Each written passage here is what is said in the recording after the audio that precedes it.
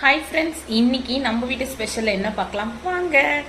ரொம்ப நாளாக கேட்டுகிட்டே இருந்தாங்க, அம்மா பாஸ்தா பண்ணுன்னு. இன்றைக்கி பாஸ்தா தாங்க பண்ணேன். பட் ஆனால் ஸ்பைஸியாக கொஞ்சம் பண்ணியிருக்கேன். ஏன்னா மத்தியானம் ஒயிட் பாஸ்தாலாம் பண்ணால் ஒரு மாதிரி கெட்டியாயிடும். இது பார்த்திங்கன்னா ஸ்பைஸியாக இருக்குல்ல, ஸோ அந்த அளவுக்கு இருக்காது. அப்புறம் லைட்டாக சீஸ் ஆட் பண்ணியிருக்கேன். அப்புறம் ஃபைனலாக சீஸ் ஆட் பண்ணி மைக்ரோ ஓவனில் வச்சா அது ஒரு மாதிரி ஒரு டேஸ்ட்டாக இருக்கும். வாங்க ஃபைனல் டச்சப் காட்டுறேன். டேஸ்ட்டு பார்த்துடலாமா? இது என்னவோ நினச்சிடாதீங்க, சீஸ் தான்.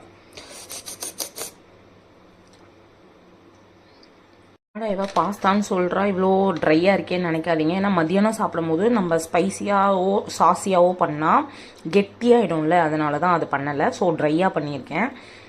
இதுக்கு மேலே இருந்தால் சாப்பிட மாட்டானுங்க, வேறு ஒன்றும் இல்லை.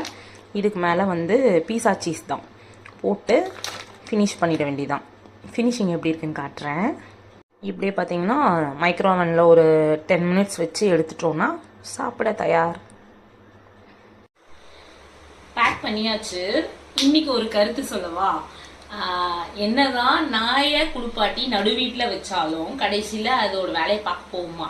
எதுக்கு அந்த நாயோட எக்ஸ்பிளேஷனாக வச்சாங்கன்னு எனக்கு தெரியல. நாய் ஒரு நன்றி உள்ள ஒரு ஜீவன்.